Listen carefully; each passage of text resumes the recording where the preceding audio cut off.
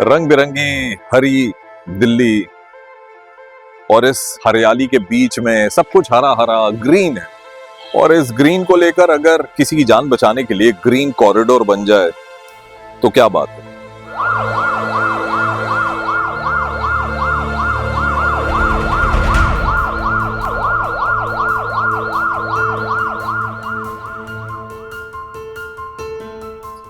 दोस्तों, यूं तो हम कहते हैं कि पुलिस ने ये नहीं किया, पुलिस ने वो नहीं किया।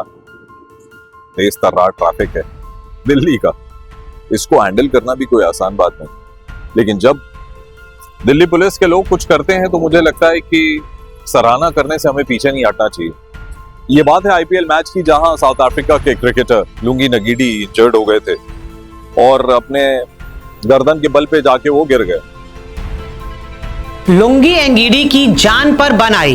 दिल्ली कैपिटल्स के लुंगी एनगीडी पीछे भागते हुए कैच अटेम्प्ट कर रहे थे लुंगी एनगीडी और बड़ा बुरा गिरे सर के बल। पड़ियारे बेहोश हो गए एनगीडी। देवदूत साजिला दिल्ली पुलिस। दिल्ली कैपिटल्स के खिलाड़ी लुंगी एनगीडी मैदान पर ही चोटिल हो गया और वहां पर एम्बुलेंस अंदर आई, उनको ऑक्सीजन मास्क पहनाया गया। और सबसे बड़ी बात यह कि पूरी दिल्ली चाह रही थी कि कुछ ऐसी घटना ना घट जाए जो बहुत अप्रिय हो। इसलिए दिल्ली पुलिस के जांबाज अफसर एसीपी संजय सिंह वहां पहुंचे और उन्होंने ग्रीन कॉरिडोर तैयार किया। फिरोजा कोटा से लेके बीएलके सुपर स्पेशलिटी हॉस्पिटल जो करोल बाग के आगे, क्योंकि उस दिन मान रखनी थी, लाज रखनी थी भारत की। और दिल्ली ट्रैफिक पुलिस और दिल्ली पुलिस के जितने भी पर्सनल थे वो पीछे नहीं हटे। दिल्ली की लाज और मान रखने वाले दिल्ली ट्रैफिक पुलिस के एसीपी संजय सिंह के साथ आज मुनीश जॉलीज डग आउट में हम आप सबके साथ उपस्थित होंगे।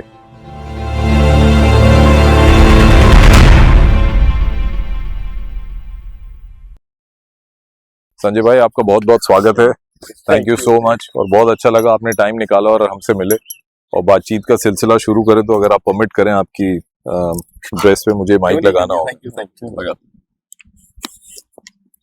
चलिए, बहुत अच्छा लगा। और दिल्ली के बीच में हम लोग खड़े हैं और एक प्यारा सा मैदान यहाँ पे, और जिस मैदान के साथ आप भी जुड़े रहे हैं बहुत सालों से। हाँ, मैं मतलब 89-90 की बात है, तब तो मैं बीएससी में था। अच्छा। तो यहीं पे यहाँ पे क्रिकेट खेला जाता था, तो मैंने इस पे क्रिकेट खेला हुआ है।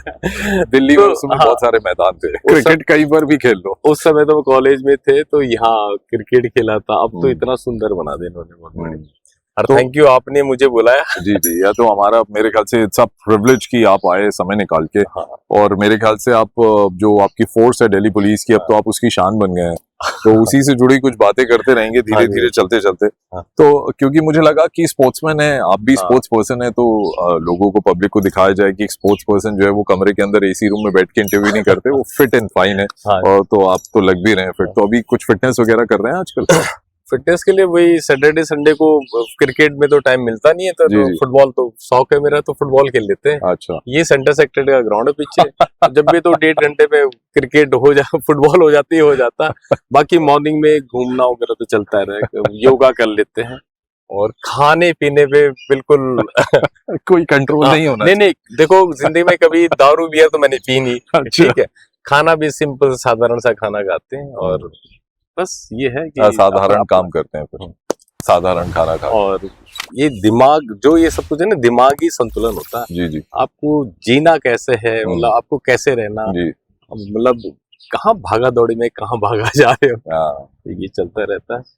अपने सीनियर ऑफिसर का बड़ा मेरे को वैसे भी बहुत सपोर्ट रहता है। जी जी। उसका ट्रस्ट भी है कि मतलब जैसे कहते हैं कि नहीं, ये संजय कर लेगा, कंधे कर लेगा। और हमें भी लगता है यार, अगर हमारे सीनियर ऑफिसर मेरे पे इतना फेथ करते, फिर नीचे जितना मेरा सबॉर्डिनेट है ना, तो मेरा वो बात नहीं है कि जैसे पुलिस वाला है, अफसर वाला, कुछ नहीं है। जी जी। एज ए फ्रेंड, चाहे वो कांस्टेबल है, हेड कांस्टेबल है, कुछ भी हो, उसको बोलना है, उसका नाम लेकर के आपको ये काम करना है, कोई मना नहीं करता, सारा काम करता है, अच्छा काम करता है। तो इसमें आपकी जो स्पोर्ट्स का जो बैकग्राउंड है, हाँ जी, हाँ, वो पब्लिक रिलेशन अब जो आपके ऑफिशियल काम में, वो थोड़ा हेल्प कर रहा है? क्योंकि क्रिकेट में तो यही होता है ना, सबसे खिलवाना सबको अच्छा है, आप कप्तान हो या ना हो, लेकिन पैट ऑन द बैक बहुत जरूरी है।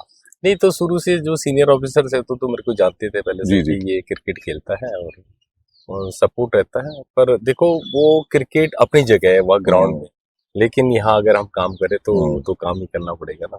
और दिल्ली पुलिस का तो एक इतिहास रहा है, बहुत कम लोग अब का आज के जो एरा के लोग हैं शायद उनको पता नहीं होगा कि दिल्ली पुलिस की जो क्रिकेट टीम थी बहुत अच्छी टीम थी, फाइनेस्ट टीम थी।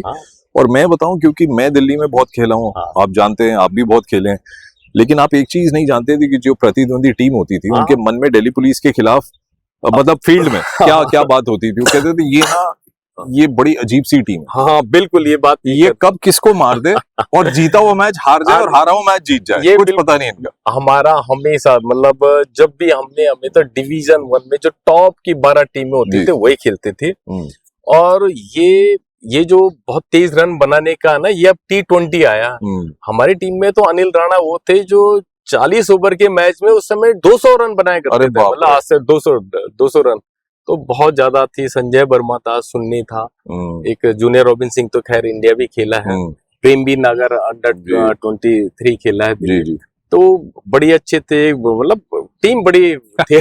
मुझे याद है एक सुन्ने सिंह बॉलर होते थे, वो उनको ये नहीं था कि मुझे कहाँ बॉल डालनी, उनको ये था कि बैट्समैन को ना तोड़ना है। सुन्ने सिंह, मैं देखो ये कई बार यही तो आपका देखो लक जो काम करता है, ये सुन्ने सिंह के साथ बहुत ज्यादा नाइंसाफी, मतलब मैं सुन्ने सिंह के साथ मैं 15-16 साल तो हम इकट्ठे खेले।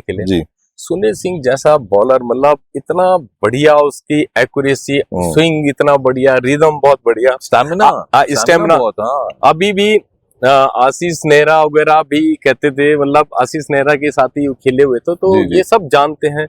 ये जितने भी प्लेयर हैं, ये दिल्ली के जितने प्लेयर हो, उनमें दिल्ली पुलिस के 3 प्लेयर्स को सब जानते हैं, संजय वर्मा, अनिल राणा, सुन्ने सिंह, बिल्कुल सही, 3 बहुत बढ़िया। हमारे एरा के ये 3 नाम जो थे ना, वो एक तरीके से ना दिल्ली पुलिस की रिप्रेजेंटेशन थे। अनिल राणा का आपने नाम लिया, उनके नेफ्यू नीतीश राणा, नीतीश राणा भी खेल रहा है, दिल्ली कैपिटल से खेल रहे हैं और तोड़ू बैट्समैन है उनकी तरह। नहीं वो उसके हाथों में ना इतनी तगड़ी जान थी ना, वो हमें फील्डिंग करवाता। तो जैसे आमतौर पे हम ऐसे कैचिंग प्रैक्टिस होती थी ना, ये सीधे वो ऐसे नहीं मारता था, वो बॉल को घुमा के मारता था ऊपर, आप उस बॉल को पकड़ नहीं सकते, आपके हाथ में घूम के। उसने प्रैक्टिस बहुत बढ़िया करवाता था और वाकई, और ऐसे नहीं, पहले तो बॉलिंग भी करता था, फील्डिंग वगैरह करता, और वो 52 साल की उम्र तक दिल्ली पुलिस की तरफ से लीग मैच खेलता है ना, 52 ईयर्स। बहुत बड़ी बात है, बहुत बड़ी बात है। मेरे ख्याल से शायद किस्मत ने चुना था उन्हें कि वो दिल्ली पुलिस में आए, क्रिकेट टीम बनाए। आपके सीनियर्स का बहुत अच्छा रोल था, मैं जानता हूँ, आपके जितने भी सीनियर्स थे, आपके कमिश्नर उस समय बहुत सपोर्ट करते थे और पेपर में बाकायदा दिल्ली पुलिस का नाम आता था क्रिकेट टीम का।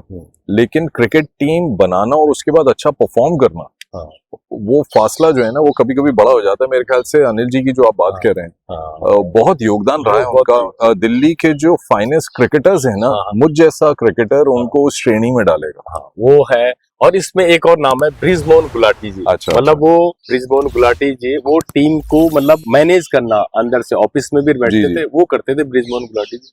लेकिन उनका बहुत बढ़िया, देखो पहले के कोच इतने स्ट्रिक्ट, इतने मतलब होते थे, उन्हें क्या चाहिए वही करते थे। फिर अब तो देखो इतने बढ़िया बैट आ गए, है ना, बॉल इतनी बढ़िया आ गए, ग्राउंड इतने बढ़िया हो गए, ग्राउंड छोटे भी हो गए T20 में। ये तो मानते हैं आप? हाँ बिल्कुल छोटे, पर ये कि क्रिकेट तो हमें बहुत बढ़िया लगता था क्रिकेट, और क्रिकेट ने बहुत कुछ लगता है ना, था अभी भी है। और बहुत सारे हमारे सीनियर दीपक मिश्रा जी थे, कर्नैल सिंह साहब थे, पीके भारद्वाज जी, हाँ भारद्वाज जी के साथ मैं भी खेला। तो वो पीके भारद्वाज साहब हो गए, दीपक मिश्रा साहब हो गए, कर्नैल सिंह साहब हो गए, गोगिया साहब हो गए, अभी हमारे जो कमिश्नर साहब हैं गोलचा साहब, इनका तो बहुत बड़ा योगदान था। अच्छा, हाँ, ये टीम थी इनकी। मनोज लाल साहब हुआ करते थे, वो भी खेलते थे, आरपी उपाध्याय साहब खेलते थे। 16 साल क्रिकेट ही खेला, तो सैटरडे संडे को ऑफिस मैचेस होते थे, कोऑर्डिनेट करना ये मेरा काम होता था करके, तो बड़ा अच्छा लगा क्रिकेट। तो वहां से वो जो कोऑर्डिनेट करने की रिस्पॉन्सिबिलिटी आपकी थी, उसके बाद शायद वही एक क्वालिटी थी आपकी, जब यहाँ पे मैच हो रहा था और आईपीएल के मैच में, जिसके कारण आप बहुत सुर्खियों में आए, और बड़ा अच्छा लगा कि जब मैंने ये पढ़ा ना कि एक क्रिकेटर टर्न्ड कॉप है ना, तो वो क्या हुआ था वहां पे, मैं चाहता हूँ आप अपनी जुबानी जान। अखबारों में, सुर्खियों में तो हमने बहुत पढ़ा, लेकिन देखो क्रिकेट का तो जो जुनून होता है ना, तो जी, जी। एक देखो मेरे पास सेंटर डिस्ट्रिक्ट है जी। मतलब पूरा डिस्ट्रिक्ट का ट्रैफिक का एसीपी मैं हूँ। तो जी, जी। ये जो अरुण जेटली स्टेडियम में जितने भी मैचेस होते हैं तो उसका जिम्मे मेरे ऊपर होता है ओके। कि मतलब ट्रैफिक से रिलेटेड ट्रैफिक मतलब वहां से लोग जो देखने के लिए आते हैं, प्लेयर्स आते जी, हैं, जी। अंपायर्स आते हैं, ऑफिशियल्स आते हैं, जी। ये फ्रेंचाइजी जो भी आते हैं उन्हें वहां तक पहुंचाना, उन्हें सुरक्षित वापस अपने होटल में जहां भी जाना है, जी। या कभी कोई बात हो जाए या कोई भी बात हो जाए तो उसमें वो रिस्पॉन्सिबिलिटी तो ट्रैफिक से तो मेरी है, जी। क्योंकि उन्हें पैदल तो जाना नहीं, उन्हें गाड़ी जाना तो ये तो उस दिन क्या हुआ था, हम बीएसजेड मार्ग में थे, मतलब बीएसजेड मार्ग में मैच तो चल ही रहा था, बीएसजेड मार्ग में हम ट्रैफिक कैसे रेगुलेट करवाते हैं। मैंने कहा ट्रैफिक तो अब जिनको एंट्री नहीं मिलती है वो मोबाइल पे देखते रहते हैं, तो उसमें से एक ने कहा था कि एक एम्बुलेंस उसके अंदर ग्राउंड में चली गई, किसी प्लेयर को चोट लगी है। अच्छा, आप बाहर थे तब से? हम तो बाहर ही था। ओके। और जैसे सुना तो 150-200 मीटर में तो है। अच्छा। मैं तो फिर हम तो गए, अंदर गए तो अंदर जब देखा तो वैन में ये लियोंगी एनगीडी जो जी, प्लेयर था वो कैच लेते पीछे गिरा था। जी, जी, जी। तो इतने में हमने रिप्ले में देखा तो मुझे लगा, मैंने कहा अब लगती है हमारी चोट थी, यहाँ लगती है। एम्बुलेंस में तो लेटाए रखा था उनको जी। और ऑक्सीजन लगा रखी थी, तो जी, जी। ही वाज नॉट मूविंग ना, मतलब अरे ऐसे था बाप इसमें। और ऑफिशियल भी सारे घबराए हुए थे। तो उसमें ये था कि मैंने सबसे पहले मैंने एम्बुलेंस ड्राइवर को पूछा, उनको पूछा ऑफिशियल को ले कहाँ जाएगा। उन्होंने कहा कि बीएल कपूर ले जाएंगे हम यहाँ पे, क्योंकि बीएल कपूर से इनका शायद टाइप होगा कि कोई बात होगी तो वहाँ। यही सारी बातें हाँ। लोग पूछ रहे हैं कि पास में भी कुछ अस्पताल थे, सरकारी अस्पताल सरकारी थी, पर उन्होंने मना नहीं किया। वो जो डॉक्टर वहाँ पे था वो कह रहे थे हमें यहाँ पे बीएल जो मैक्स का है राजनगर, हमने वहाँ ले जाना। तो मैंने फिर उसको पूछा जी क्या नाम है एम्बुलेंस, मैंने कहा आपको रूट पता है कहाँ से ले जाओगे? तो उसका मोबाइल ना वो अपने डैशबोर्ड के ऊपर ना ऐसे लगा रखा, तो कह रहे मैं गूगल से जाऊंगा, जीपीएस फॉलो करूंगा। फिर उसके बगल में 2 और बैठे हुए थे, तो मैंने उनसे पूछा, मैंने कहा आपको रूट पता है जो मतलब सबसे बढ़िया रूट? तो वो बिल्कुल कह रहे कि हमें नहीं पता, ये जहाँ ले जाएगा वो ले जाएगा। फिर ऑफिशियल थे वहां पे उन्होंने कहा कि मैंने कहा आप घबराओ मत, मैं ले जाऊं। मतलब मैंने उस समय ऐसे नहीं कि मैं ट्रैफिक में हूँ, मतलब उस समय ऐसे कि जैसे किसी को चोट लग जाती तो कोई भी व्यक्ति काम करेगा। अथॉरिटी मेरे पास थी। मैंने उसी समय सेट पे ये मैसेज दिया कंट्रोल रूम को कि यहाँ पे एक प्लेयर की चोट लगी हुई है, इसको बीएल कपूर जो मैक्स है राजेंद्र नगर वहां ले जाना है, और रूट बता दिया। रूट वहां जाने के 3-4 रूट होते हैं, लेकिन मैंने रूट वो क्यों चुना, क्योंकि वो जो रूट है ना नई दिल्ली वाला रूट, हमेशा नई दिल्ली रूट में जो नई दिल्ली से जो टच करता है ना, बाउंड्री जो टच करती है, वहां पे वीआईपी मूवमेंट्स होते हैं, तो इसलिए वहां पे इंक्रोचमेंट या इम्प्रॉपर पार्किंग का कोई चक्कर नहीं होता रोड पे, वो रोड ठीक होता है जी। तो मैंने उससे इसीलिए चुना। मैंने कहा आईटीओ जाएंगे, आईटीओ से डब्लू पॉइंट जो आता है, डब्लू पॉइंट आता है, मतलब उससे 50-100 मीटर आगे डब्लू पॉइंट है, वहां से राइट होते सिकंदरा रोड आ जाती है। मेरे ख्याल से ईरान का कोई कल्चरल सेंटर है वहां से, जहाँ पे लाल बत्ती आती है आईटीओ के बाद, आईटीओ के बाद जो लाल बत्ती आती है ना अगली, वहां से राइट लेकर के और सिकंदरा रोड पे आप वो सारा ट्रैफिक अवॉइड कर रहे हो मंडी हाउस का। हाँ वाह, एक्चुअली हमने क्या फिर राउंड अबाउट मंडी हाउस में आना हमने। तो हमने क्या कहा था, जब बीएसजेड मार्ग में मुझे लगा जब हम बीएसजेड मार्ग से ले जाएंगे तो बीएसजेड मार्ग में जो एंट्री गेट है ना, मैंने वो ट्रैफिक दिल्ली गेट से वो उसी समय रुकवा दिया। मैंने कहा ये रोक दो, चाहे पीछे टेल चली जाए, अगर आपने ट्रैफिक 2 मिनट पहले रोक दिया तो जो आगे का ट्रैफिक है वो डब्लू पॉइंट तक निकल जाएगा, फिर डब्लू पॉइंट से फिर सिकंदरा रोड के लिए आपको रोड खाली रहेगी।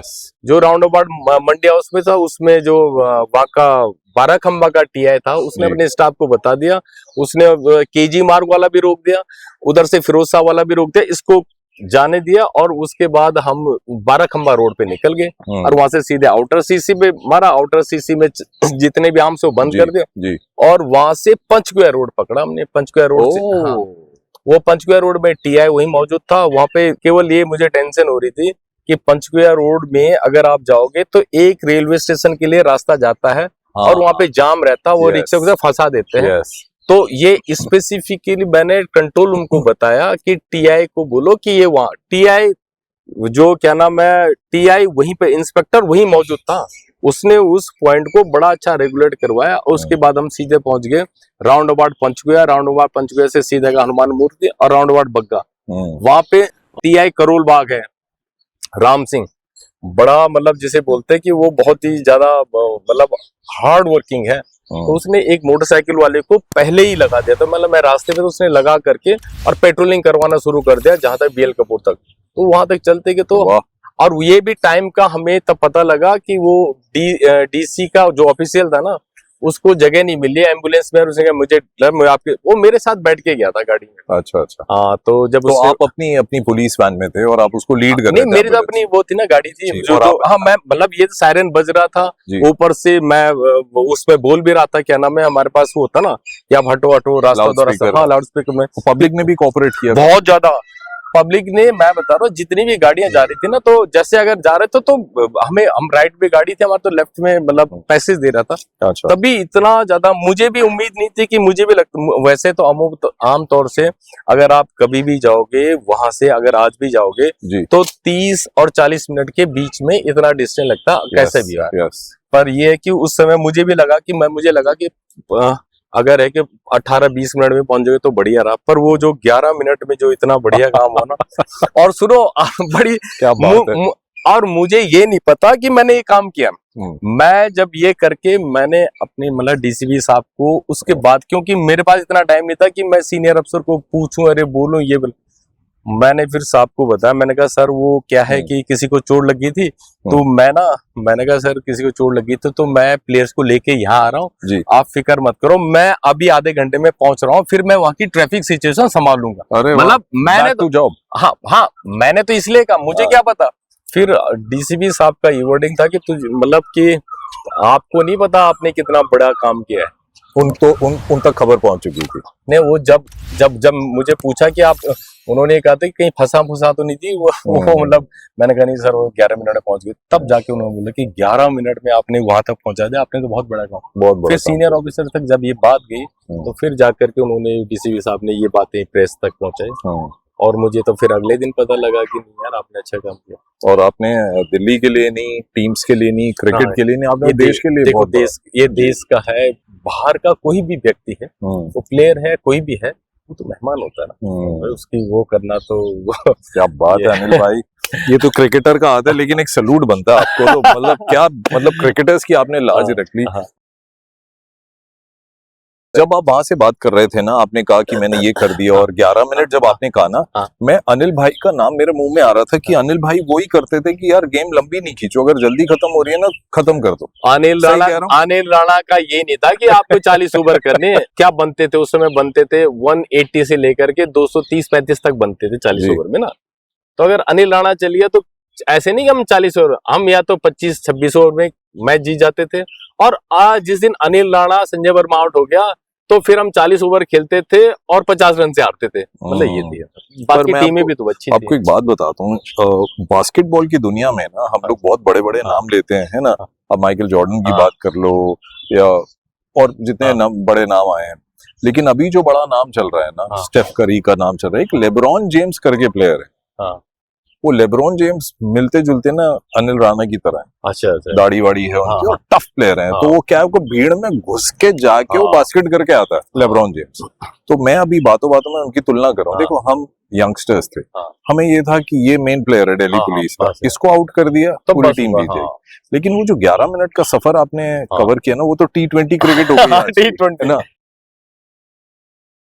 हमारी खुशकिस्मती है दिल्ली वालों की और देशवासियों की कि हमारे साथ दिल्ली ट्रैफिक पुलिस के ACP संजय सिंह हमारे साथ मौजूद हैं, और लुंगी नगीडी एक बहुत ही अहम गेंदबाज है साउथ अफ्रीका के। मैं ये कहूंगा कि क्रिकेटर तो वो हैं ही बहुत अच्छे, लेकिन यहाँ साउथ अफ्रीका को उनकी कंट्री को बहुत दुख होता अगर कोई हादसा उससे बढ़कर हो जाता। लेकिन आप उनको लेकर गए, मतलब फिरोजा कोटला से BL के super speciality hospital Karol Bagh. मैं अभी भी नहीं सोच पा रहा कि 11 मिनट में आप लोग कैसे कर सकते हैं ये। आपको उम्मीद थी कि आप 11 मिनट में पहुंच जाओगे? नहीं, इतनी थी कि मतलब 15 मिनट के करीब, तो मैंने कहा विद इन 15 मिनट से पहुंच ही जाऊंगा मैं। ये अब अरेंजमेंट्स इतने, हमने ये अभी AI समिट हुई थी, जी, बहुत सारे यहाँ पे इवेंट्स होते हैं, उसमें पार्टिसिपेट करते बहुत सारे आते हैं। अभी इसी महीने लास्ट में इंडो अफ्रीकन समिट भी हो रही है, उसकी भी रियल। अब ये है कि मैं ट्रैफिक में बहुत रहा, मैं एज ए इंस्पेक्टर भी रहा, अब ACP 3 साल हो गए मुझे, तो मुझे रास्ते का भी पता है और मुझे इनफैक्ट ये भी पता है कि उस पॉइंट पे वो ट्रैफिक स्टाफ मिलेगा, मतलब हाँ ये हर वहाँ पे समय क्या ट्रैफिक की सिचुएशन है, आप दिल्ली वाले हो। नहीं, उसका क्या है, हम लोग ना, आप नहीं पता होगा आम आदमी को, आज की डेट पे ट्रैफिक पुलिस में हमेशा हम क्या नाम है, सीनियर ऑफिसर्स की एक मीटिंग होती है। जी, जी। उसमें हम क्या डाटा निकालते हैं कि जैसे ITO है या आप किसी भी पॉइंट को लगा दो, पिछले 1 महीने में उसमें कितना कंजेशन रहा है और किस टाइम में रहा। जैसे राउंड अबाउट बग्गा का मैं बता देता हूँ, अगर आप 1 महीने का दिखाओगे तो हमेशा आपको दिखा उसमें ग्राफ में दिखाई देता है कि जैसे कि हमेशा राउंड अबाउट बग्गा में दिखता है कि 2 बजे 1-1:30 बजे से लेकर के और 2:30-3 बजे तक हमेशा पीक रहता है। ये राउंड अबाउट बग्गा थोड़ा समझा दीजिए। हाँ, राउंड अबाउट बग्गा ये करोल बाग में है, वहाँ पे 2-3 स्कूल हैं। ये 108 फुट की जो हनुमान जी की मूर्ति है वहीं पे है। अच्छा, तो ये वो उस राउंड अबाउट को आप लोग राउंड अबाउट बग्गा कहते हैं ना, बग्गा। तो राउंड अबाउट वजह उसकी नाम तो बग्गा लिंक ताले की बहुत पहले हुआ करता था उस चक्कर में। हाँ, तब उसका था वो। अच्छा, हाँ, तो वहाँ पे 2-3 स्कूल हैं, तो वो हमें ये दिखा देता है कि आपका यहाँ पे जो कंजेक्शन होता है वो इस कारण होता है या किसी पॉइंट में। ये तो सही कह रहे हैं। जैसे आप हमें पता है कि सुबह अब एक कभी भी देख लेना, हमेशा जैसे नई दिल्ली से जो ट्रैफिक शाम को निकलता है, यहाँ से निकलता है 5 बजे से, ठीक है, और 5 से 6:30-7 बजे तक यहाँ नई दिल्ली 7:30 तक क्लियर हो जाता है। उसके बाद उसके सराउंडिंग वाला 8:30 बजे तक क्लियर होते हैं, और जो जमुना पार जो होंगे ना वो 9:30-10 बजे तक होते हैं। बिल्कुल सही रहता है, बिल्कुल सही। और उसी तरह मॉर्निंग में क्या है, मॉर्निंग में यहाँ 9, 9:30-10 बजे तक इधर बड़ा हैवी रहता है। तो ये सारी की सारी चीजें तो अब ट्रैफिक में है, तो ये सारी चीजें पता है, मुझे पता है हमने क्या करना है, किसको फोन करना है, कौन इम्पोर्टेंट पर्सन है जो इस समय मतलब इस घड़ी में जो काम कर सकता है। एब्सोल्युटली। उसमें कई बार हमें ये पता होता है कि कौन अफसर बड़ा पंक्चुअल है, जो मतलब डेडिकेटेड है, कोई नहीं है, मतलब ऐसे नहीं, सब होते, कुछ नहीं होते जी। तो वो सारा मैं TI से, जैसे मैंने उस दिन करोल बाग वाले TI से मैंने फोन पे बात किया, राम सिंह से, मैंने कहा भाई ये इज्जत का सवाल है, मैंने ये वर्डिंग दिया, पूछ रहे राम सिंह, हाँ, मैंने कहा इज्जत का सवाल है, मैं स्टेप ले रहा हूँ, आपको काम करना। उसने कहा सर आपके लिए पूरा, मतलब वैसे भी ये हमारा काम है। उसने बड़ा अच्छा काम किया था। उसी तरह PTC का TI है, उसको टैंगो 63 है, विकास नाम है उसका, उसको मैसेज मिला, वो बिल्कुल रोड पे खड़ा था, मतलब कहीं ऐसे था, बाकी वाले क्लियर कर ही दिया था। और इसमें देखो किया तो मैंने ये, पर ये जो काम हुआ इसमें ये क्या थे, जो कांस्टेबल जो खड़े थे, जो रास्ते में खड़े थे, उन्होंने पैसेज तो उन्होंने क्लियर किया। कोई चाय पी रहा होगा, किसी ने वहां भाग के आया होगा, इसको रोका होगा, क्योंकि कई बार ट्रैफिक वाले जैसे रोकते ना हम किसी को, तो ऑब्जेक्शन करते हैं, कोई आ रहा VIP आ रहा, तो आप हमको ऐसे, दिल्ली में तो सारे VIP हैं, हाँ, सारी गाड़ियों में मुझे लगता है कि VIP बैठे हुए। नहीं, वो कहते हैं कि वो VIP हम भी तो है, मतलब ये, पर उनको मनाना, देखो फिर भी हमारा ये कि हम उन्हें मनाते हैं भाई, तो उन लोगों ने काम किया। और ये जो काम मैंने किया है वो on behalf of my senior officers के तो किया है, उनका ट्रस्ट है उसमें। मुझे ये लगता है आज भी कि मेरा अगर इंटेंशन बोनाफाइड है ना, और मेरे से कोई गलती हो भी जाए तो मुझे माफ कर देंगे, मतलब ये है, तभी जाके तो इतना बड़ा स्टेप भी आप अपने सीनियर्स की अप्रूवल के बगैर नहीं ले सकते थे। हाँ, मैंने ले लिया। आपने लिया, और full marks to your seniors also कि नहीं यार देश का सवाल है, आप जाइए। उस समय देखो मेरी बात सुनो, ये ऐसा था कि उस समय मुझे तो एकदम करना था। जैसे अगर सपोज मैं रास्ते में जा रहा हूँ, अभी भी मैं आपको बता रहा हूँ, मैं रास्ते में जा रहा हूँ, मेरी गाड़ी जा रही है, वहाँ पे किसी का एक्सीडेंट हो जाते, किसी की चोट लग जाती, मैं तो गाड़ी में उठा करके उससे हॉस्पिटल ले जाऊंगा ना। मतलब क्विक उस समय, ये तो प्लानिंग हो, अगर मैं कोई प्लानिंग के तहत कोई काम कर रहा हूँ तब तो परमिशन लूंगा, पर ये अगर मुझे एकदम उसकी जान बचानी है तो थोड़ी नहीं। पर संजय भाई, मैं आपसे एक बात जानना चाहता हूँ कि आपने कहा कि आपने उसे हॉस्पिटल पहुंचा दिया, डॉक्टर्स की देखरेख में लुंगी नगीडी आ गए, अब फिर आगे फिरोजा कोटला में। हाँ जी। तो बहुत लोगों ने आपसे सवाल पूछा होगा कि लुंगी नगीडी कैसे हैं? नहीं, किसी ने नहीं पूछा। अरे मैं तो रोड पे था, किसी को क्या पता कि ये ले गया। तो फिर लोगों को पता कैसे लगा कि वो ऐसा हुआ? वो जब मैंने कह दिया था, वो तो जब मैच खत्म हो गया, क्योंकि ये तो दिन का मैच था, 3 से मतलब 7, ये जब मैच खत्म हो गया था तो उसके जब मैंने अपने डीसीपी साहब को ये चीज बताई थी तो तब तो मेरे 6:30 तो बज ही गए थे वहाँ पे। तो उन्होंने फिर जाकर के अपने सीनियर्स को, जो हमारे और भी सीनियर्स हैं, उनसे बात की। फिर उन्होंने कहा होगा तो अच्छा काम हुआ। तो फिर जाकर के प्रेस में बात आएगी, किसी ने जाके प्रेस में बोला होगा, फिर डीसीपी साहब को पूछा होगा, फिर ये रात को जाकर के ये बात हुई। क्योंकि मैं जब वापस आया, मैं 7 बजे तो मैं वापस आया, इतने में तो मैच खत्म हो रहा था। पर ये बताइए, उसके बाद हॉस्पिटल से भी आपको कुछ समाचार आ रहा था कि प्लेयर कैसे हैं? आपको भी तो एक जिज्ञासा होगी ना। नहीं, उसके बाद तो दिल्ली कैपिटल्स के जो ऑफिशियल्स, जो इनके मतलब ग्रोवर साहब है, काफी हैं, वो मिलते रहते हैं। बल्कि वो बाद में उनके जो जीएमआर के जो चीफ है, वो खुद ही कहते कि हम गए थे उसके बाद उनको देखने निगेटिव, कह रहे हैं हमें तो 40 मिनट लगे। मैंने कहा जी 30 प्लेयर से उसके बाद लुंगी नगीडी से आपकी बात? मैं सोच रहा हूँ मैं 17 को मिलूंगा। अच्छा। 17 क्या 16, 15 या 16 को जिस दिन ये वो करने जाएंगे, क्या नाम है, प्रैक्टिस करने जाएंगे जी। अब उसमें क्या होता है कि इतना टाइम भी नहीं होता, मैं कभी रूट में यहाँ कभी वहाँ। पर ये है कि वो मेरी माँ मुझे सबसे बड़ा पूरे उसमें ना, आज भी सबसे बढ़िया कॉम्प्लीमेंट पता क्या लगा? जब मेरी माँ ने मुझे कहा जी कि तूने अच्छा काम किया कि किसी के बेटी की जान बचाया, मतलब हमारी गढ़वाली भाषा में बोला था, तो वो मुझे वाकई बहुत बढ़िया लगा। मेरी माँ, मतलब कभी सोचा नहीं था कि जब जरूरत तो मेरी माँ मतलब रोने से लग गई थी। वो मेरे को बहुत बढ़िया लगा, कह रहा बेटा तूने बहुत बढ़िया वो आंसू तो आशीर्वाद बन गए होंगे। आशीर्वाद मतलब ये लगा कि यार वो, तभी तो मैं कह रहा the best compliment I got from my. वाह, क्या बात है, इससे बड़ी तो कोई बात हो ही नहीं सकती। और मेरे ख्याल से उनके आशीर्वाद की वजह से ही शायद ये सब चीज हुई है। ये हमेशा देखो, बहुत प्यार करती होंगी आप। मेरी माँ आज दिन तक, बता रहा हूँ मैं आपको, हमारे घर से एक रात भी कभी नहीं गए, भाई के घर भी नहीं जाते। हालांकि भाई बहुत प्रेम करता है, यहाँ दिन में जाएगी, रात को कह रहे मैं अपने घर ही आऊंगी, तो मेरे साथ ही रहता है। मैं रहता हूँ मम्मी के साथ। हाँ, मैं भी सबको यही कहता हूँ। मैं रहता हूँ, मेरी मम्मी भी 90 साल की हैं। हाँ जी। मैं उनके साथ रहता हूँ। वो बीच में थोड़ा डिमेंशिया है उनको, तो बीच में एक ही चीज बोलती हैं, ये घर हमारा ही है ना। आप ही का घर। तो आपको दिल्ली कैपिटल्स वालों ने ये नहीं कहा कि संजय भाई आप तो क्रिकेटर रह चुके हैं और इतना बड़ा आपने काम कर दिया, तो अगला आईपीएल मैच 11 में आप खेल रहे हो? मुझे ये चांस तो बनता है उनके लिए, तो छोटी बात होगी। नहीं, मैं तो ये काम ट्रैफिक में, मतलब देखो ये सबसे बढ़िया, मैं मतलब एक आप बड़ी अच्छी बात है कि आप कुछ भी कर सकते हो जी, मतलब, लेकिन आप पुलिस नहीं बन सकते।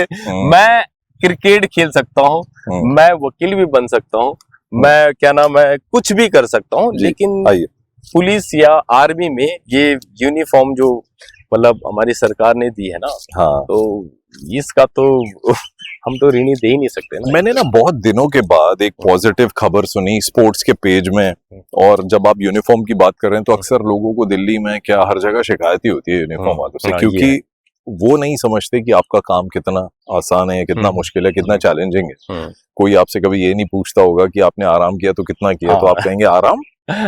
जैसा आप कह रहे हैं कि नहीं मेरे को तो अभी ट्रैफिक संभालना पता नहीं कितना टाइम होगा, 17 तारीख को भी। आपको एवरेज मतलब एवरेज जो मतलब इंस्पेक्टर एंड एवर रैंक वाले जो एवरेज नौकरी करते हैं ना जी, आपको सुन के बड़ा ताज्जुब होगा, आपको यकीन भी नहीं होगा।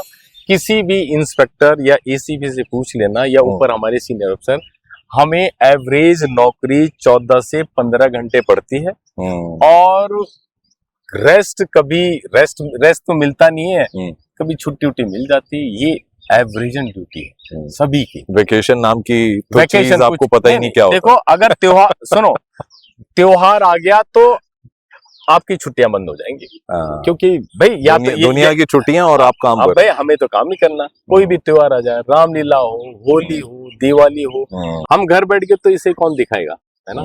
तो ये जो इंतजाम त्योहारों के भी हो रहे हैं, मेरे ख्याल से जो डिग्निटरीज हमारे हैं, माननीय प्रधानमंत्री जी, माननीय राष्ट्रपति जी, उनके भी तो रूट्स लगते होंगे, क्योंकि मैंने भी 26 जनवरी की परेड में मैं भी वहाँ पे कमेंट्री लाइव मैंने की है, 15 अगस्त में भी किए, और जिस तरीके के वहाँ मैं क्या बैरिकेडिंग होती है या एक प्रोसेस होता है रूट फॉलो करना, वो सब भी आपके अंडर ही आता है। तो माननीय प्रधानमंत्री जी भी जब विदेश यात्रा पे जाते होंगे यहाँ, तो सारा रूट आप ही लोगों को देखना पड़ता है। देखो इसमें ना ऐसा नहीं जी, ये स्पेशली पीएमओ ऑफिस से बिल्कुल डायरेक्शंस है कि कभी भी ट्रैफिक को अननेसेसरी नहीं रोका जाए। मैं आपको बता देता हूँ, ये पता नहीं डीडीयू मार्ग में बीजेपी का हेडक्वार्टर है। जी जी माननीय प्रधानमंत्री जी वहां आते हैं, अक्सर आते हैं, अभी भी आए थे जब बंगाल इलेक्शन क्या नाम है जीते थे तो भी आए थे। तो कभी भी जैसे वो आए, वो जैसे आते हैं कहते ट्रैफिक चलाओ। अरे हाँ और ट्रैफिक चलता है, मतलब आप देखोगे ट्रैफिक चलता है। हाँ थोड़ी फॉर द टाइमिंग जैसे आए उसके मतलब आप जैसे निकले 5-6 मिनट के लिए, 5 या 10 मिनट के लिए, मैक्सिमम 10 मिनट के लिए ट्रैफिक रुकता है हर जगह, लेकिन उसके बाद ट्रैफिक चलता रहता है। ऐसा नहीं है कोई भी, जैसे कोई भी चलता, लोग कहते हैं कि इनके लिए ऐसा नहीं है। वो कहते हैं कि जैसे निकले और बाकी क्लियर पास ही देते हैं। तो आपको तो बड़ा अच्छा जज्बा आपका मतलब बड़ा स्ट्रांग हो जाता होगा ना संजय भाई की माननीय प्रधानमंत्री ने आपको बोला नहीं मेरे लिए लोगों को तकलीफ मत हाँ नहीं ये तो पहले से है कि नहीं नहीं करता है। ऐसा नहीं कि आप ट्रैफिक को रोके, नहीं चलता बहुत। तो कोई यादगार लम्हा इसके अलावा, ठीक है लुंगी नगीडी की वजह से आप पिक्चर में आ गए, लेकिन उससे पहले भी आपने मतलब मैं कहूंगा एक डिफिकल्ट असाइनमेंट कोई ऐसा है वो जो आप हमारे व्यूअर्स के साथ शेयर करना चाहें? अब ऐसे तो पता नहीं कितने ज्यादा हैं, होते रहते हैं। और मैं आपको सही बता रहा हूँ, ये मीडिया में आ गया, नहीं तो मुझे पता भी नहीं लगता कि मैंने कोई काम किया। और इस तरह के कई काम, मतलब अनगिनत काम है जो हम करते हैं। पूरी बारिश होती रहती है, हम ट्रैफिक चलाते हैं, मतलब मेरे साथ सारे लोग चलाते हैं। सुबह 8 बजे से स्टार्ट हो गया, 3 बज गए, थोड़ा दूध थोड़ा खा लिया, फिर ये सब चलता रहता है। तो आपको जब ये इंसिडेंट हुआ तो आपको याद है कि आपने एक जगह मेंशन किया था, मैंने अखबार में पढ़ा था, आपने रमन लांबा का नाम लिया था। हाँ वो नहीं, वो तो चोट तो लगी थी, चोट उनको लगी थी ऑन द स्पॉट बांग्लादेश। मेरे सीनियर थे रमन लांबा, और मेरे को ये था कि अगर रमन लांबा की विकेट मैंने ले ली, वो सोनेट से खेल रहे थे, और मैं उन दिनों स्कॉलरशिप में ओएनजीसी की जो टीम है वहां खेल रहा था, तो मैं लगभग 17-18 साल का था, तो मैंने उनको आउट किया था। और फिर मतलब 3-4 दिन तक तो नींद ही नहीं आई कि मतलब एक टेस्ट प्लेयर का विकेट ले लिया।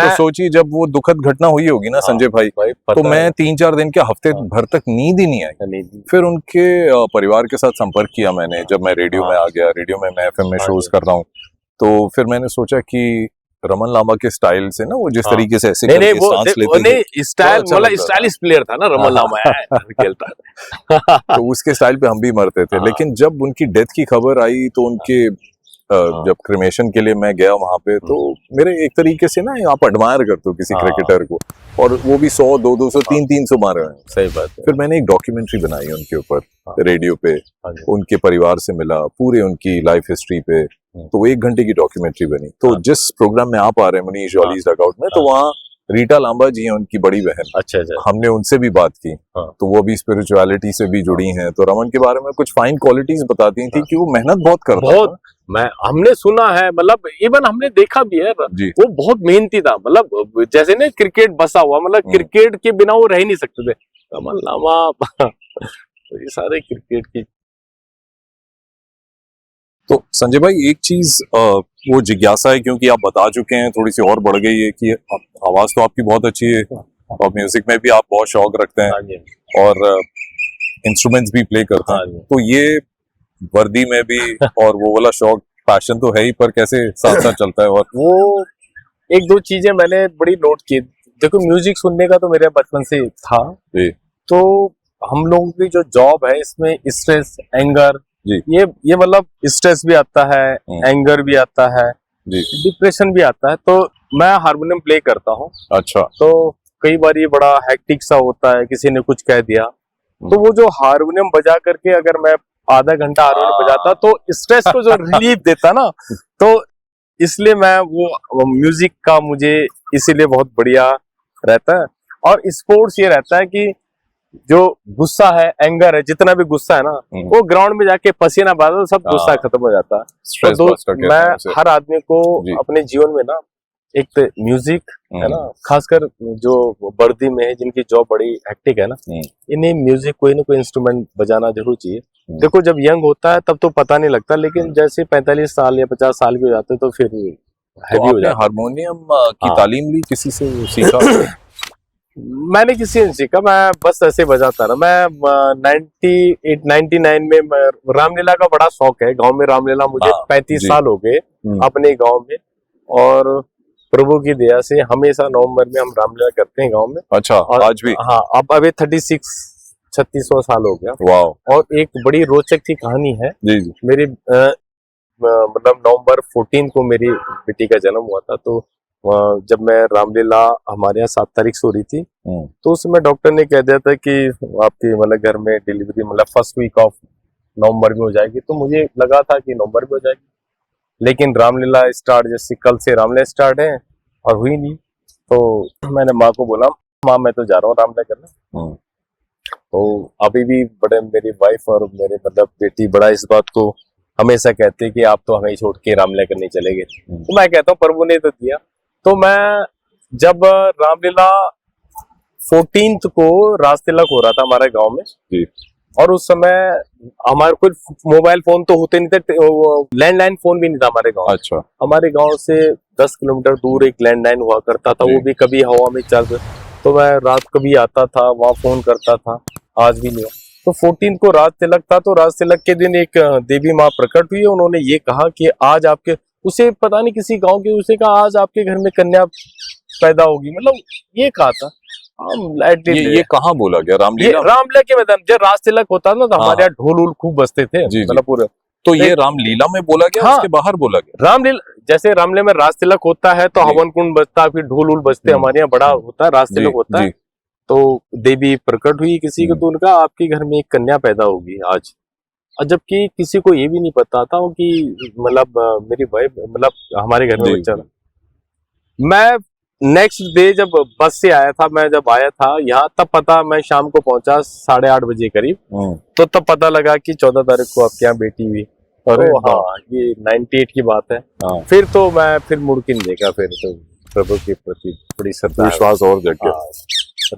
तो म्यूजिक आप मतलब, हाँ, मैं दिल्ली में भी आप काफी इन्वॉल्व रहते हैं? नहीं, देखो मैं कहीं इन्वॉल्व नहीं रहता। मैं अपने घर में अपनी शांति के लिए गाने वाने बजाता हूँ, या मेरे घर में कोई फ्रेंड सर्कल आ जाता है उनके लिए, और बाकी ऐसा नहीं। बाकी रामलीला के गाने। आपने म्यूजिक की बात की, सारे पक्षी इस पेड़ के ऊपर आ गए, अपना म्यूजिक यहाँ पे लेकर आ रहे हैं।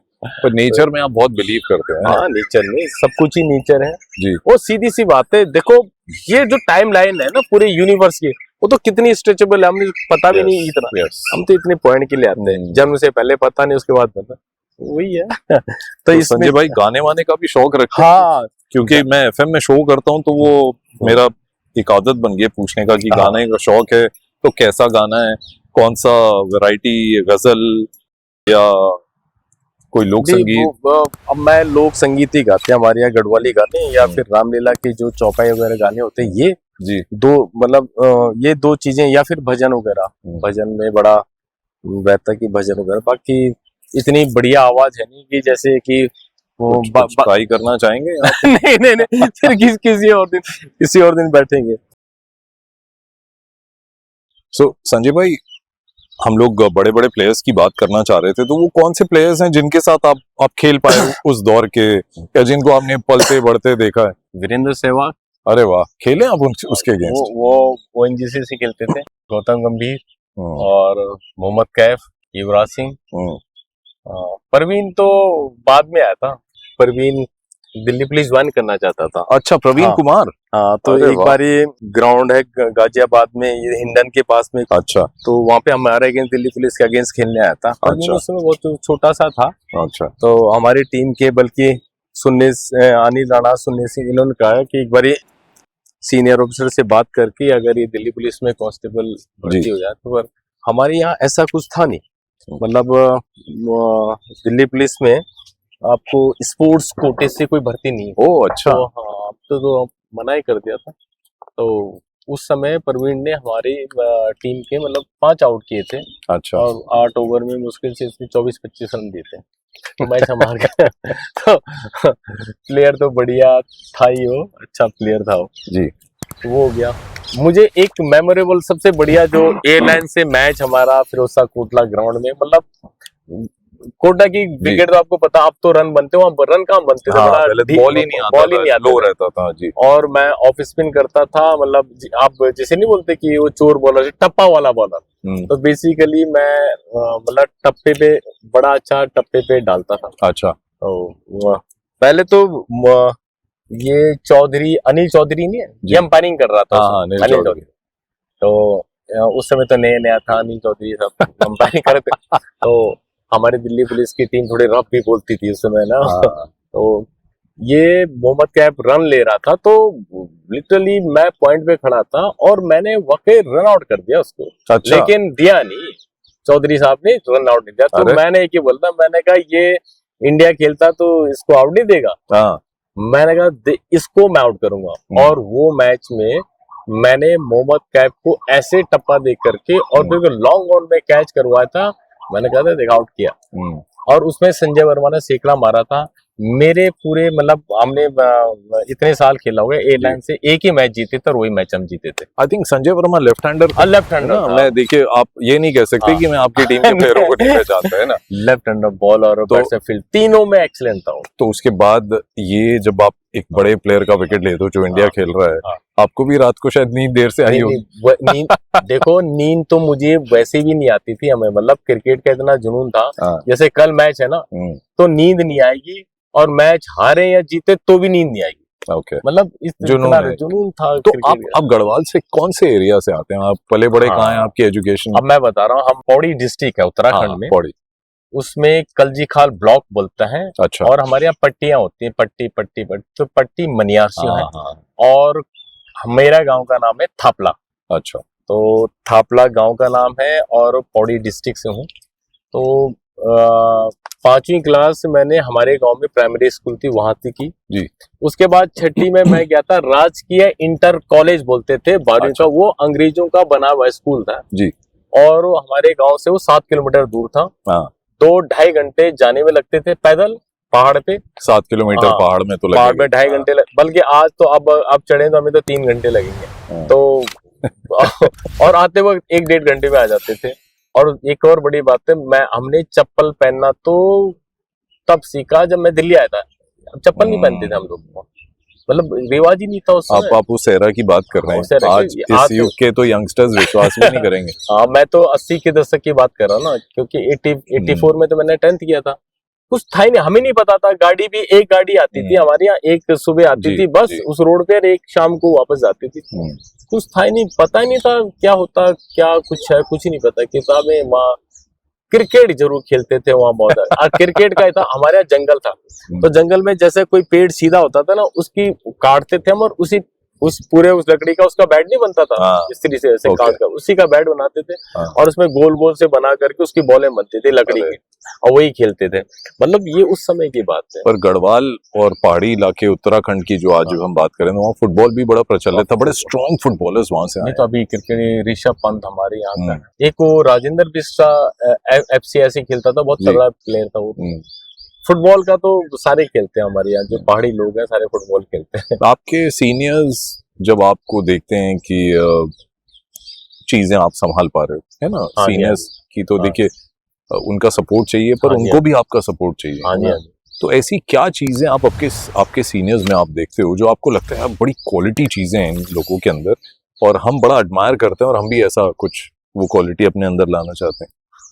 हर आदमी का स्तर होता है किसी चीज को देखने का। देखो, हम किसी चीज को इस लेवल पे देखेंगे, मतलब हम इस ऊंचाई से वहां देख रहे हैं, एक लेवल ऊपर हो जाता है जो ऊपर से देखता है, तो ऊपर से उसे व्यू ज्यादा क्लियर नजर आता है सामने वाले से। इनका व्यू बहुत ही, मतलब हर पॉइंट पे, जैसे मैं तो ट्रैफिक से बोलूंगा या किसी भी, जैसे ये निकालना कि जैसे कि ट्रैफिक जाम लगता है, हम निकाल लगा नहीं लगा, ये लगा, लेकिन उसको एक ऐप बना करके और उसको स्टडी करके और ये देखना है कि पूरे महीने में किस पॉइंट पे कितना जाम लगा, कितने ड्यूरेशन के लगा, वो ग्राफ बनाना, ये सब उन्हीं का तो है। तो जब वो इतना सोचते हैं, फिर वो हम उन चीजों को इम्प्लीमेंट करते हैं। बस ये सिंपल सी बात है, वो चीजें बताते हैं, उसको इम्प्लीमेंट करते हैं। हमारा भी फर्ज होता है कि हम उनकी बातों को जो बताएं हम उसको फुलफिल करें। दिल्ली से बहुत प्यार करते हैं आप लोग। हाँ, दिल्ली ट्रैफिक पुलिस है, इसलिए मैं सीधा सवाल पूछ रहा हूँ कि दिल्ली से बहुत प्रेम है और अपने उत्तराखंड से उससे भी ज्यादा प्रेम है। मतलब दिल्ली से तो प्रेम है हर चीज का। दिल्ली में देखो, मैं अभी भी 1-2-3 चीजें जरूर कहना चाहता हूँ आपके माध्यम से। एक रोड पे क्या होता है, रोड में आप अपनी एक जगह से दूसरी जगह पहुंचे, जहाँ आपका डेस्टिनेशन है, जहाँ आप चूज करते हो मैं वहां पहुंचूं, लेकिन किसी की गलती, आपकी गलती या किसी की गलती से वो कभी उस डेस्टिनेशन पे पहुंच ही नहीं पाता। फैटल एक्सीडेंट होते हैं। पिछले साल 1651 मतलब 1651 कैजुअलिटी हुई थी, मैं डेथ हुई थी फैटल एक्सीडेंट। आप लगा लो एवरेजन 5 के करीब ही पड़ता है, 4 तो पड़ी था मतलब average.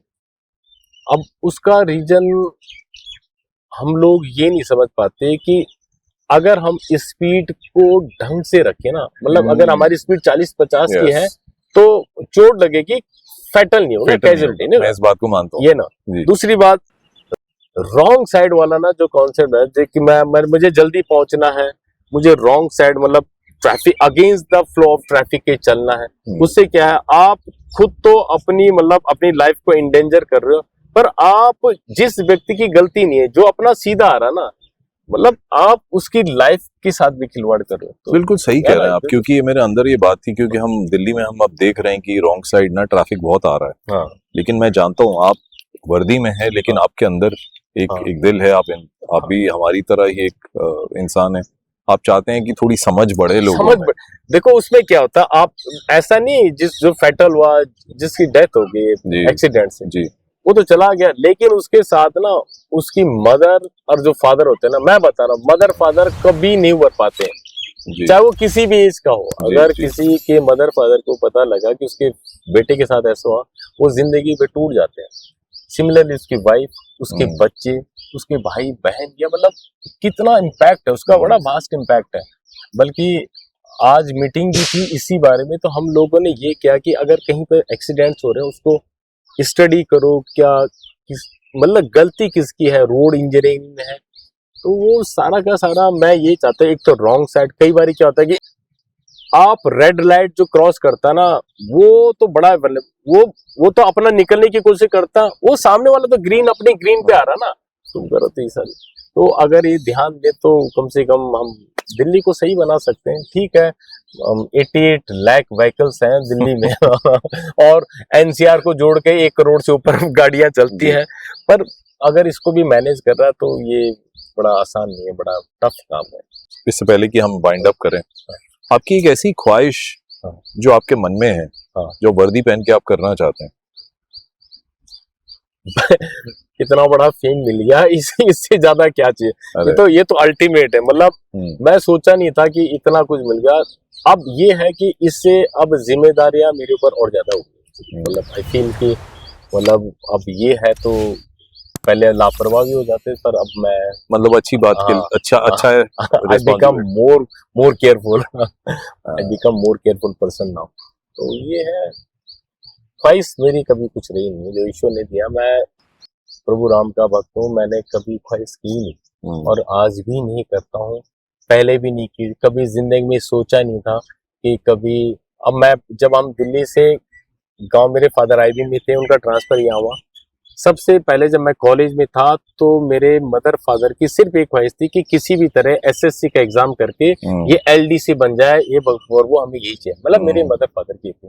And when I was BSc final year, तो मैं तभी एसएससी का फर्स्ट अटेम्प्ट में ही मैंने क्रैक कर दिया था। 91 में मिनिस्ट्री ऑफ कॉमर्स में मैंने एज एलडीसी ज्वाइन किया और 1 साल वहाँ रहा, और उसी 92 में मैंने एग्जाम दिया था दिल्ली पुलिस का, and I got selected in 1993। तो मैं यहाँ आ गया। ईश्वर ने इससे ज्यादा क्या दिया। बच्चे 2 बच्चे हैं, एक बेटी एलएनजेपी हॉस्पिटल में डॉक्टर है और बेटा एमबीबीएस उसका फाइनल ईयर है जॉली ग्रांड में है।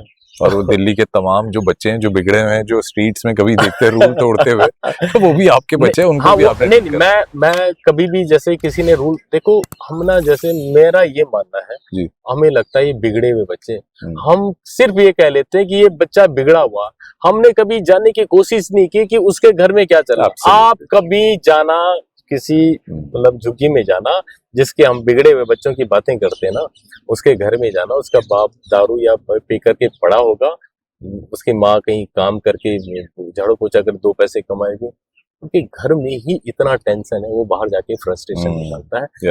बिल्कुल सही कहा। ये चीजें ना मैं इसीलिए मैं ये नहीं कहता, क्योंकि कोई पैदाइशी कोई क्रिमिनल थोड़ी नहीं होता या कोई बदमाश थोड़ी नहीं होता, या कोई अच्छा आदमी थोड़ी ना था, वो तो हालात बना। जो रिच फैमिली है शायद वहां पर भी स्ट्रेस बहुत है, वो फ्रस्ट्रेशन सड़कों पे निकलती है। वो फ्रस्ट्रेशन ऐसे निकालते हैं कि अब सब जगह है, पर ये है कि बीइंग है इंडियन, तो हमें एक इस देश को ना एक अच्छा बनाने के लिए अपना इंडिविजुअल, अपना जैसे मैं अपने घर की सफाई मैं कर दूंगा, सभी कर देंगे आपस पड़ोस की, तो आपको किसी थर्ड आदमी को सफाई करने की जरूरत नहीं है। उसी तरह हमें इस देश को या इस दिल्ली को अच्छा बनाना है, तो हमें अपना कंडक्ट को सुधारना पड़ेगा, किसी भी, चाहे वो कहीं पर भी जॉब कर रहा हो, किसी भी। संजय भाई बहुत अच्छा लगा आपसे बात करके। मैं ज्यादा आपको रोकूंगा नहीं, क्योंकि मुझे पता है कि दिल्ली को आपकी जरूरत है, और आपको अवार्ड्स के लिए नॉमिनेट करेंगे या जो भी होगा आगे, वो तो बात की बात है। लेकिन मैंने आपके लिए एक टैग जो है ना, वो आज अपने पॉडकास्ट में अभी भी मेरे दिमाग में आया कि the cricketer who saved the cricketer's life as a cop. तो ये टैग मैं दे रहा हूँ, और हो सकता है कि हम अपने पॉडकास्ट का एक टाइटल भी यही रखें, the cricketer who saved the cricketer as a cop. बहुत बहुत शुक्रिया संजय भाई, बहुत आपके परिवार अच्छा को, आपके पूरे डिपार्टमेंट को, और आपके जितने भी सीनियर्स हैं, उन्होंने आपको परमिशन दी कि आप मुनीश जॉली इस डगआउट में आके बात करें। हमारा दिल से उनका धन्यवाद आप उन तक जरूर पहुंचाइएगा, और आप जैसे लोगों की दिल्ली को नहीं, हमारी क्रिकेट टीम को भी नहीं, पूरे देश को जरूरत है। बहुत बहुत शुक्रिया, और एक बार फिर से जाते जाते ये सल्यूट आपको मैं करता हूं। Thank you.